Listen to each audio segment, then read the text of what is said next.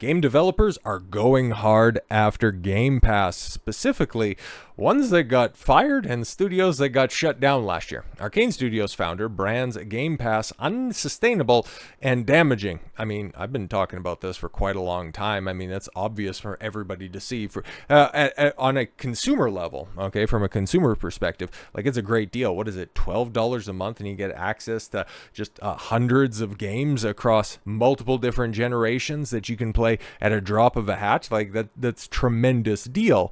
It's just, how do the financials work? Like, it never seems to really make that much sense to me. And if it wasn't for, Xbox having access to Microsoft money, yeah, this program would have been significantly shifted, altered, and changed, or it just would have been cut a long time ago, because we also have access to a lot of the subscriber data. And spoilers, yeah, it's been pretty stagnant since 2022. And so here's some insight from somebody on the inside, or at least was at one point in time. It's no big secret that not everyone agrees with Game Pass operating model. Historically, the service has come under fire for not doing as much for developers, especially smaller ones, than everyone might at first assume. One prolific personality recently took to social media to point out how Game Pass service isn't all it's cracked up to be. Enter Ralph Colantonio, okay, founder of Arkane Studios and creative director of most of the studio's games, such as Dishonored and Prey. He doesn't like Game Pass, and he's not alone. Well, yeah, because Arkane, even though I haven't played Prey, I hear great things about it, and the Dishonored franchise has never done anything for me. It was at one point in time a wildly successful studio, and then Xbox, snatched them up and then closed them down after they made them make Redfall. But okay, cool. If you want to complain about, Arkane's not really set up to, do this whole live service shooter, but okay, cool. Even if that's not their forte, you didn't have to create the game that you did, because, Redfall was a travesty released in an abominable state. You could have done something good, okay? It might not have been your best work because you're not quite familiar with the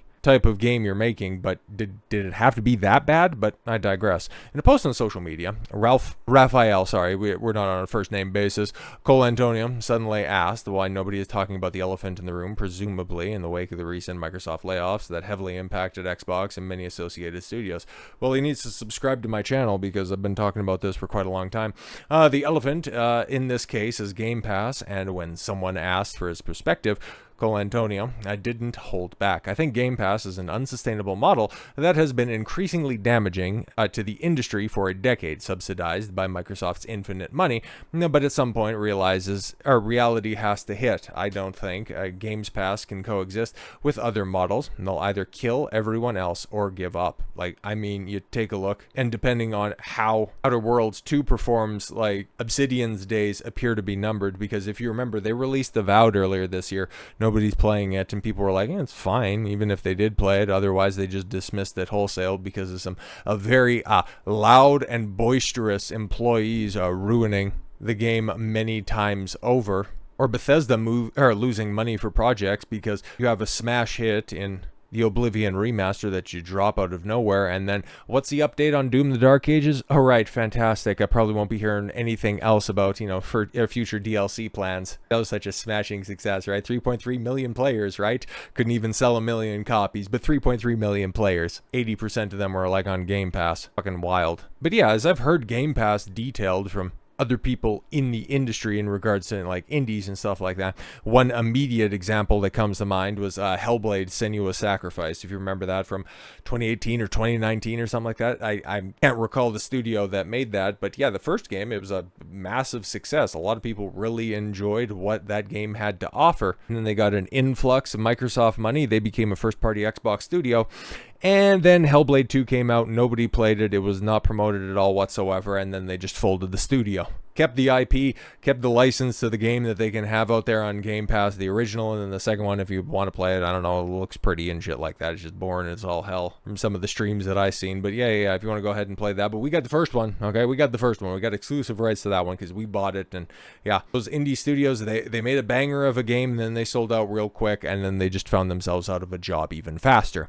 An hour later, his analytical perspective was joined by Michael Dowse, Larian Studios publishing director. Ooh, okay. Never never one to shy away from a spicy conversation. What happens when all the money runs out is the most vocal concern in my network, and one of the main economic reasons people I know haven't shifted to its business model. The infinite money thing has never made any sense. Exactly, and Larian Studios, if you remember them, they're the masterminds behind, Divinity Original Sin 1 and 2, and then also a little game you might have heard of called Baldur's Gate 3. Massive success, still selling copies of the game to this very day, same with, the Divinity Original Sin franchise. But they put out a quality product, they put it on the market, and people buy it. Same thing with Clair Obscur Expedition 33, okay? They have a quality product, they don't charge full price for it, and people overwhelmingly support it. And oh yeah, it's on Game Pass, but what was that? You sold 3.3 million copies in 33 days? Interesting. It's almost like when you have young, hungry studios, or at least passionate studios,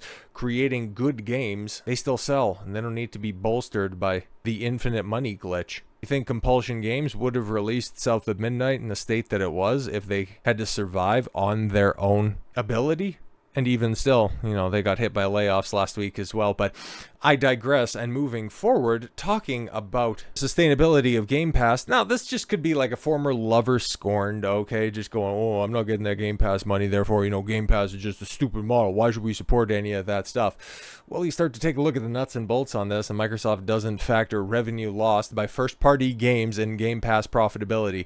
Oh, so their most expensive, their most significant expenditure, they don't factor that in. This is kind of like how Disney Plus, okay? The way that they will go ahead and buy their own content, the way that they can unironically claim that Thor Love and Thunder turned a profit was because they sold the streaming rights to that movie to Disney Plus. Make that one make sense, okay? So you got Microsoft out here saying, yeah, we just, Game Pass is profitable as long as you don't factor in the cost of the development of the games that make people want to sign up for the service to begin with. I beg your pardon? It looks like despite the otherwise relatively grim atmosphere at Microsoft because of all of the layoffs, project cancellations, and even studio closures, the company's subscription service, Xbox Game Pass, has still seen as being profitable.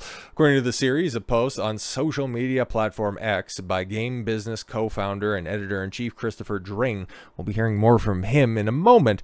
Microsoft sees its subscription service as profitable when it comes to business fees paid to third parties, marketing, and service costs. Oh yeah, when you look at these minute factors, we're actually turning a profit over here. Wild. It is important to note that Dring also points out that Microsoft doesn't count revenue that's being lost because of a company's first-party game release coming to Game Pass on day one. He notes that if first-party studios are getting paid similarly to third-party publishers and studios to bring in their titles to Game Pass, the service likely wouldn't be considered as profitable.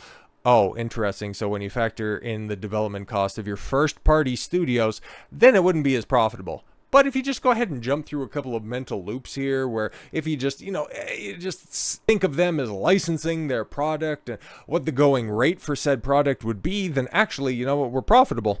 I just want to see if this would work in any other forum, okay? If anybody else came with this kind of a business plan to a bank in order to try to get a loan for a business, I just wonder if this would work anywhere else. So costs associated with Game Pass businesses is fees paid to third parties, marketing service costs. By that measure, it's profitable. What they don't count as lost revenue that Xbox first-party studios are seeing as a result of the service. I have to imagine if first-party studios receive similar compensation, that profitability might not be correct.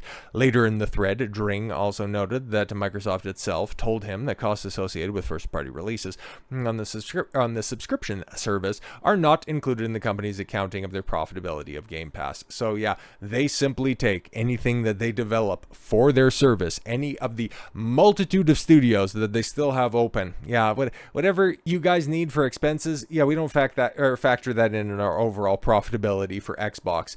What? Okay, but here's the thing.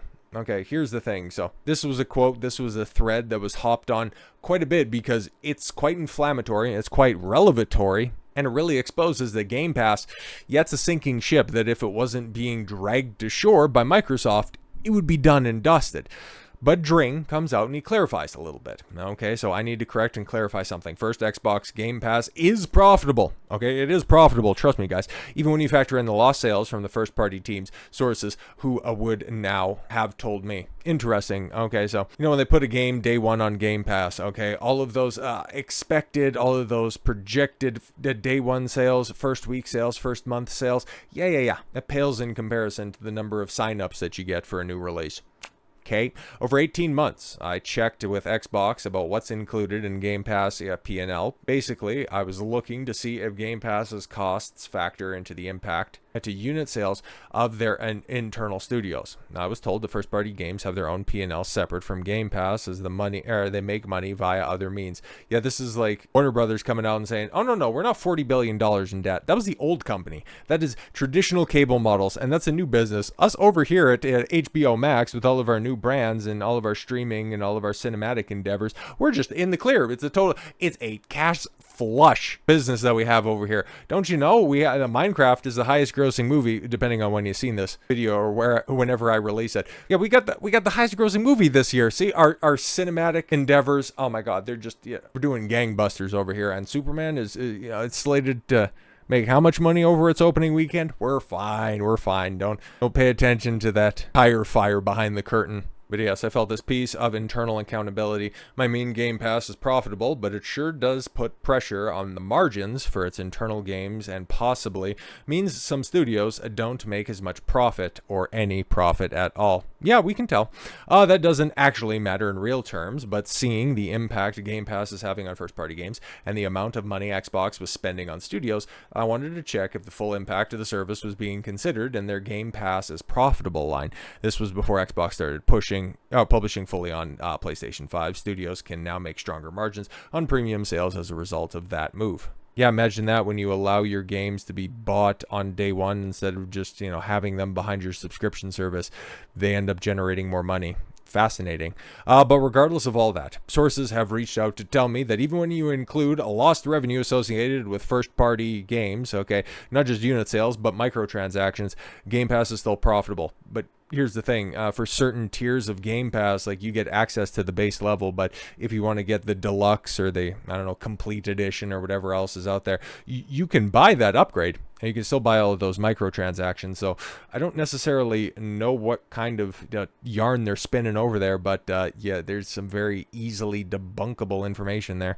So Game Pass is still profitable, so that's great. Yeah, right. And Tony Hawk is out. Let's go get back to that. But yeah, it's quite revelatory. Even in your clarification statement, yeah, Xbox, if you just simply look at, okay, development costs, none of that gets factored into this, okay? The games that you are specifically making to put on Game Pass to make it an attractive proposition for customers, it is costing the company a lot of money that they cannot recoup with the way the Game Pass is being run right now.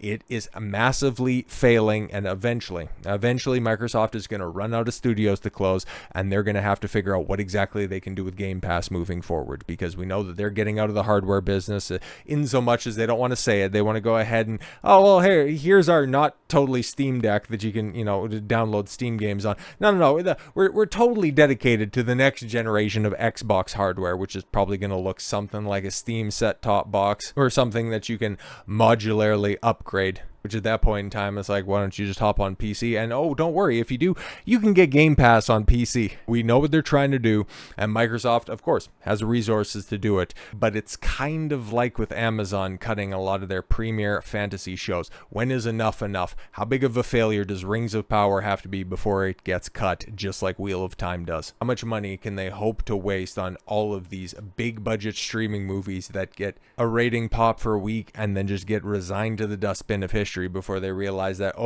we need to go to the theaters, or we need to start cutting the budget on a bunch of this stuff. We can't just have everything being a loss leader. We need to, kind of make money as a business. I know it's a foreign concept out there, and we know that, every time that we put out one of these first-party titles, whether it be for streaming service with these long-form television shows or for movies, capitalism is bad, and then just, insert that in a lot of AAA games as well. But yeah, the whole capitalism thing, it's kind of what they're doing right here, and we're eventually going to have to make the cash register fill up again, and so changes are going to be made, and it's going to be, it's going to be a very interesting evolution for gaming here in the next couple of years, because I don't think we're going to be seeing Game Pass in the way that it is right now for much longer. But hey, we'll have to wait for another study or another wave of closures before we properly have these types of conversations. So with all that said, thank you all very much for the gift of your time. I've been Don Consuelo. I want you to follow your gut and get after it. Take care, everyone.